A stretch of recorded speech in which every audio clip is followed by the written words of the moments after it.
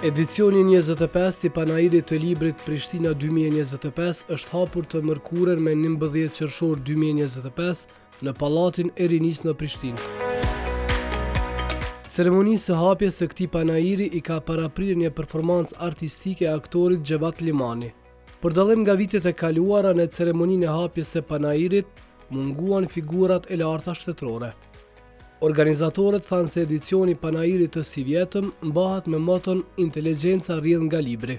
Një qerek shekulli histori, një qerek shekulli tradit, e kujtes në kryengjarjen e fushës së librit në Kosovë, e po ashtu në një nga ngjarjet kryesore të skenës kulturore. Libri vijon të jetë porta magjike më e afërt dhe më e ndier për njeriu. Të lexuarit vijon të jetë ushtrimi më i mirë për mendjen tonë, për trurin tonë, por universin që gjithë secili nga ne ka brenda vetës. Këtu jemi mbledhur qindra njerëz që i piktakon pikërisht libri. Puna për librin dhe interesi për librin.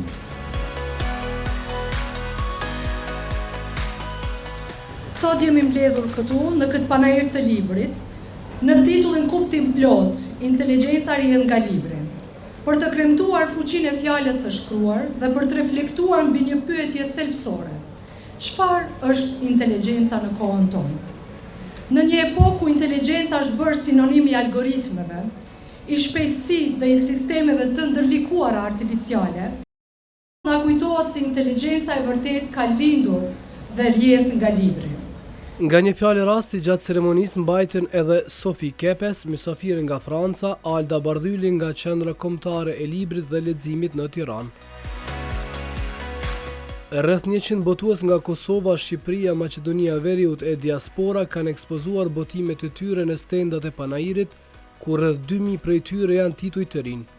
Ne jemi shumë gëzuar që jemi këtu, nuk kemi idenë që po vim dhe këtu është për me kanë Frejtnit, për me kanë Francesca, me kanë botimet origjinale, si Lahuta e Malësisë, si Kanuni Lek Dugaxhinit, apo Kolana të Padran tonë Harapit, çdo botim është botim origjinal dhe botim anastatik. Prandaj ne jemi këtu, gjithë studiuesit, gjithë lexuesit e dinë se kush janë Frejtit, kush janë Franceskanët dhe kontributin që kanë dhënë për historinë e Shqipërisë dhe traditën e shkrimit. Atëherë Barbufsi si vjet prezantohet me një numër të madh të librave, përfshir 2 libra nga Kapolloni, sikur të isha djallë dhe predikimet e Pragës.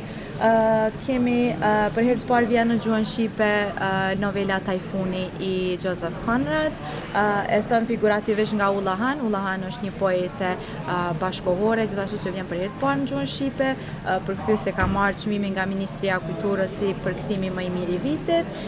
Kemi njerëz të mëdhenj nga Ralph Waldo Emerson, Përvojë dhe Thagm, nga Arben Idrizi, Tinka Kurti, Më Qua Izmir, John Donne, askush nuk është ishull, gjithashtu një botem i ri që nuk është përkthy, një libër që s'është përkthy asnjëherë, John Donne për herë të parë vjen në gjuhën shqipe, një poete debutante Fatbardh Hasi dhe drama nga Stefan Çapaliku, Kujtime.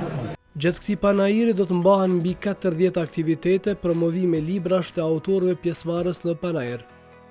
Gjithashtu do të shënohen edhe përvjetoret e shkrimtarëve të njohur si Martin Camajt, Faj Konicës, Pashko Vases e Pjetër Bogdanit. Panairi do të jetë i hapur për vizitorë çdo ditë nga ora 9 deri në orën 21. Panairi i librit në Prishtinë organizohet nga Shoqata e Botuesve të Kosovës. Panairi do të mbyllet me 15 qershor 2025.